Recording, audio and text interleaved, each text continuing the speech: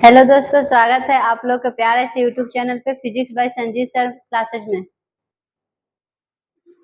देखिए, हम लोग पिछले क्लास में पढ़ चुके हैं लघु बीजाणु की संरचना तक, और आज पढ़ते हैं लघु बीजाणु और परागकण। तो देखिए, लघु बीजाणु क्या होता है। तो लघु बीजाणु जनन कोशिकाओं से लघु बीजाणु 4 अगुणित लघु बीजाणु बनते हैं।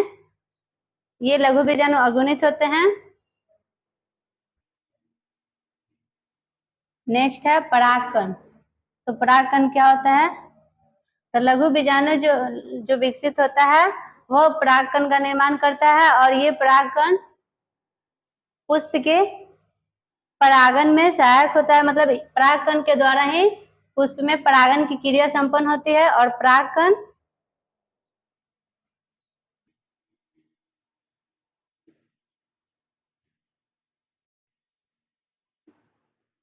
परागकण जो होता है दो भीति होता है। परागकण की दो भीति होती है, एक बाह्य भीति और दूसरा अंतःभीति।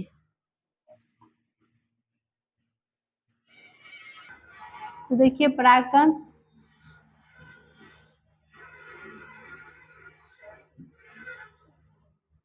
की दो भीति होती है, एक बाह्य भीति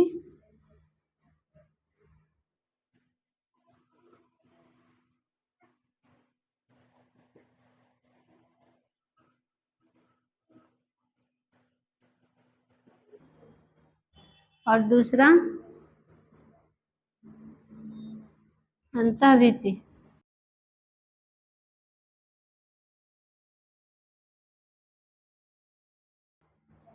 तो बाह्य भीति को हम लोग बाह्य चोल कहते हैं।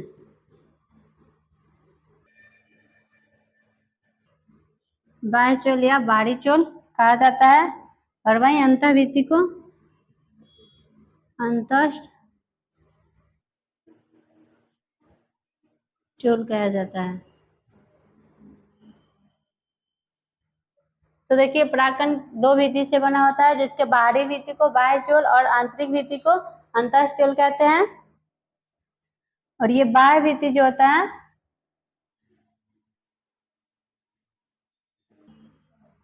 बाह्य भीति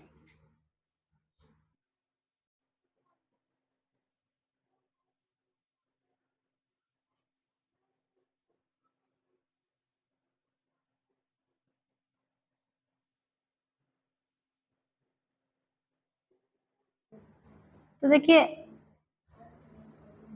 आप लोग को लगता है कि आखिर ये बाह्य चोल जो होता है किससे बना होता है।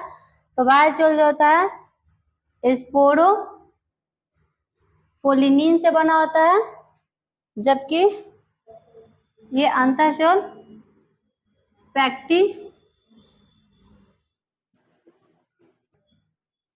पैक्टी सेलुलोज से मिलकर बना होता है।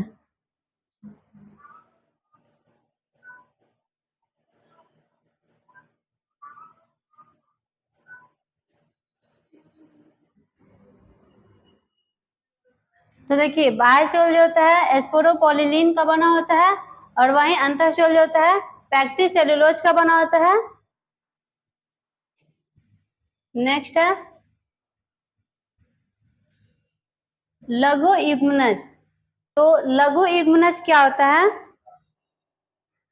तो इसमें लघु बीजाणु, इस प्रक्रिया में लघु बीजाणु जो होता है विभाजन होता है। इसमें लघु बीजाणु में सूत्री विभाजन होता है, और ये सूत्री विभाजन करके दो असमान कोशिकाएं बनाता है।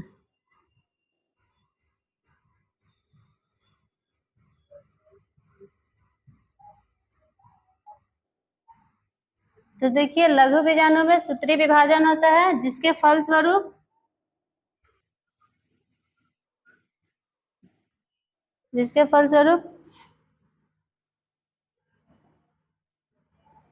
दो असमान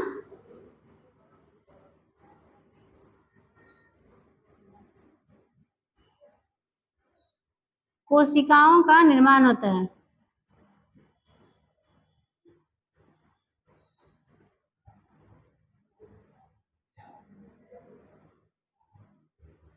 कोशिकाओं का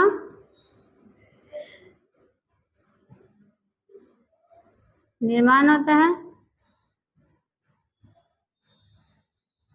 अर्थात लघु बीजाणु युग्मनज में सूत्री विभाजन होता है और सूत्री विभाजन के फलस्वरूप दो असमान कोशिका बनता है, जिसमें से एक कोशिका बड़ा होता है और दूसरा छोटा होता है।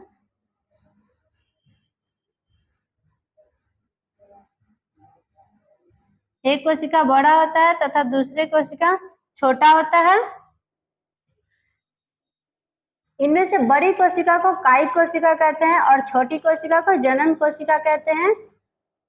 जो कायिक कोशिका होता है वो आगे चलकर मादा पुष्प के मादा भाग में पराग नली का निर्माण करता है और जो छोटी कोशिका होता है वो दो नर युग्म का निर्माण करता है। तो आप यहाँ देखिए, ये दो कोशिका बना है, एक ये कोशिका है, ये है और एक ये है। तो ये बड़ी कोशिका है, ये जो कोशिका बना है ये एक बड़ी कोशिका है और ये जो है एक छोटी कोशिका। तो जैसे ही लघु बीजाणु युग्मक जनन प्रक्रिया हुआ, उसमें से दो कोशिका बना, एक बड़ा कोशिका और एक छोटा कोशिका। दोनों का अलग अलग अपना अपना केंद्रक होता है। इनमें से ये बड़ी कोशिका है जिन्हें कायिक कोशिका कहा जाता है।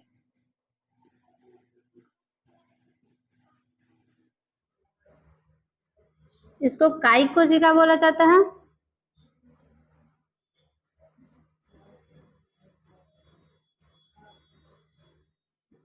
कायिक कोशिका कहा जाता है और ये आगे चल कायिक कोशिका का कार्य होता है परागन के समय पराग नली का निर्माण करना, अर्थात कायिक कोशिका पराग नली का निर्माण करता है और इसकी छोटी कोशिका को जनन कोशिका कहते हैं।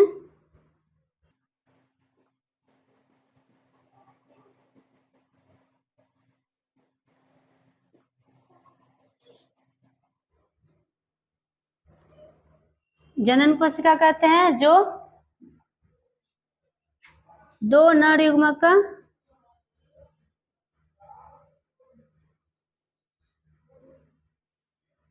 का निर्माण करता है।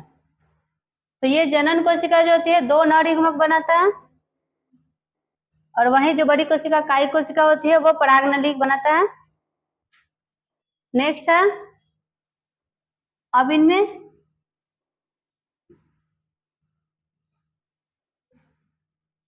ये जो कोशिका है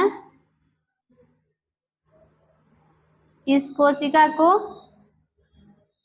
परागन की अंतःचोल कहा जाता है, अर्थात ये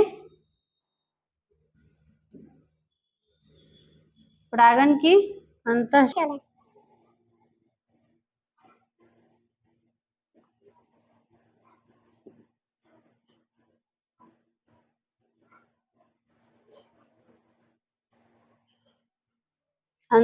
है।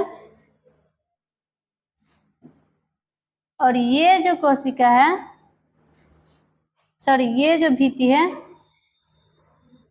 इस भित्ति को बाह्यचोल कहा जाता है।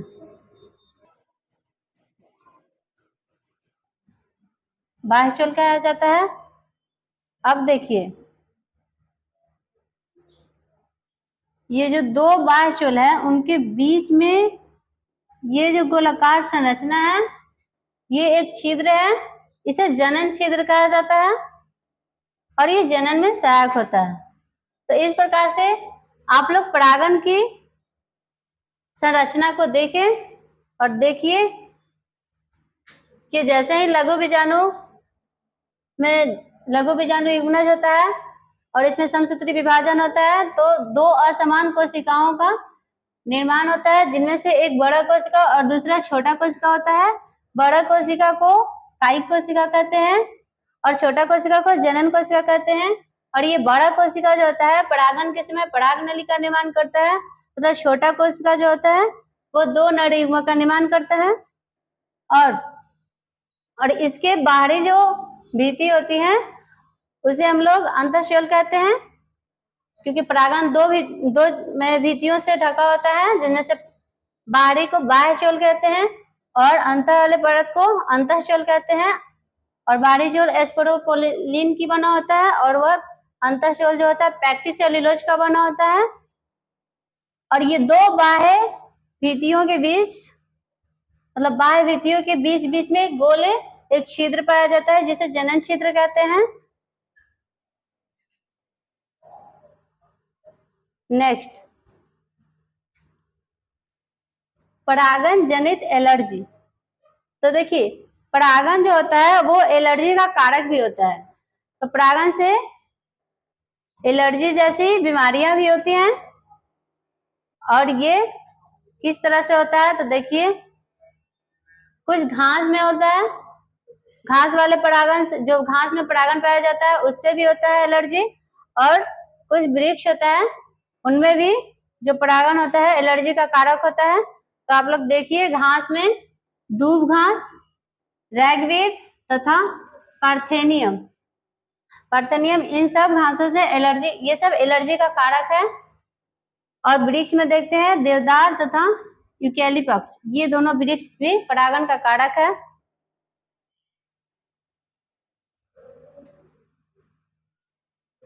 नेक्स्ट है परागन आहार।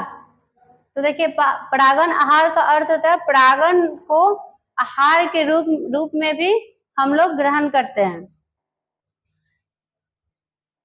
क्योंकि परागन जो होता है उसमें भरपूर मात्रा में पोषक पदार्थ होता है तथा प्रोटीन और विटामिन पाया जाता है। तो परागन में भरपूर मात्रा में पोषक पदार्थ, प्रोटीन और विटामिन होता है। और देखिए इनमें कौन प्रोटीन होता है, तो इनमें प्रोटीन जो होता है मिनरल्स तथा विटामिन जो होता है, विशेषकर विटामिन बी होता है, विटामिन बी इसमें भरपूर मात्रा में होता है। तब इसका हम लोग आहार के रूप में कैसे ग्रहण करते हैं, तो देखिए इसमें परागन जो होता है इसको आहार के रूप में कैसे ग्रहण किया जाता है, तो परागन सिरप या टैबलेट के रूप में बाजार में उपलब्ध है और इसका उपयोग मनुष्य या घरेलू जानवरों के लिए उपयोग किया जाता है। तथा परागन का उपयोग खिलाड़ियों द्वारा भी किया जाता है। जो खिलाड़ी होते हैं वो परागन का उपयोग करते हैं, या धावक जो होता है वो भी परागन का उपयोग करता है, क्योंकि परागन जो होता है कार्य दक्षता को बढ़ा देता है। इस कारण से परागन का आहार के रूप में उपयोग होता है। नेक्स्ट है परागकणों की जीवन क्षमता तथा भंडारण। तो देखिए अलग अलग पुष्पों में या अलग अलग जीवों में परागकण भिन्न भिन्न होते हैं और परागकणों का जो जीवन क्षमता होती है वो भी भिन्न भिन्न होते हैं। तो कैसे देखते हैं नेक्स्ट। तो देखिए यहाँ गेहूं और बाजरा है। तो गेहूं और बाजरा में परागन की क्षमता जो होता है 30 मिनट के अंदर खो देता है। तो गेहूं और बाजरा जो होता है उसमें अपने परागन की क्षमता जो होता है 30 मिनट के अंदर खो देता है। नेक्स्ट है सूर्यमुखी, ये जो होता है 3 घंटे के अंदर इसमें परागन क्षमता खो देती है। और सोलेनेसी और रोटेसी जैसे होते हैं और इनमें परागन 1 से 3 महीने तक के अंदर अपना क्षमता खोता है। और कुछ ऐसे भी परागन होते हैं जो उनकी क्षमता दीर्घ होती है, जैसे वो 6 महीने तक अपना परागन की क्षमता को बनाए रख सकता है। तो इस प्रकार से हम लोग देखें कि गेहूं और बाजरा में परागन क्षमता 30 मिनट के अंदर खो देता है और वहीं सूर्यमुखी में 3 घंटे इसका तो और कम है, 3 घंटे में खो देता है। और सोलेनेसी और रूटेसी जैसी इन सब में 1 से 3 महीने तक के अंदर परागन जो होता है अपना क्षमता खो देता है। तो देखिए पराग क्षमता क्या होता है, परागन की जीवन क्षमता क्या होता है। तो पराग कणों की वह क्षमता जो वर्तिकाग्र पुष्प के मादा भाग के वर्तिकाग्र तक पहुंचता है और परागन की क्रिया संपन्न होती है, उसे हम पराग कणों की जीवन क्षमता कहते हैं। और सभी का पराग कण का जीवन क्षमता अलग अलग होता है। नेक्स्ट है पराग कण की भंडारण। तो देखिए पराग कण का भंडारण करना, पराग कण का भंडारण पराग बैंक में किया जाता है। और पराग कण का भंडारण जो होता है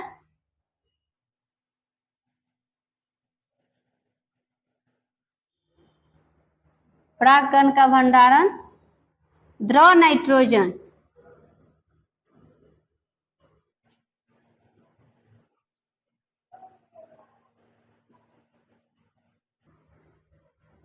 पराग कण का भंडारण द्रव नाइट्रोजन के द्वारा किया जाता है।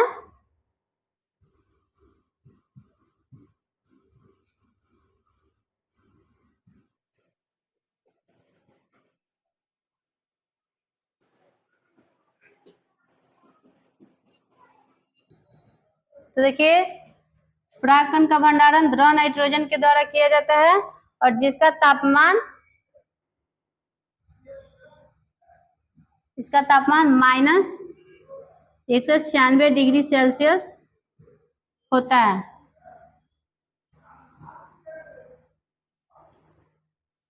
तो इस प्रकार से पराग कण का भंडारण होता है। पराग कण का भंडारण जो है नाइट्रोजन, द्रव नाइट्रोजन के द्वारा किया जाता है और इसकी सहायता से पराग कण को पराग बैंक में स्टोर किया जाता है और इसका तापमान बहुत कम, जैसे -196 डिग्री सेल्सियस होता है।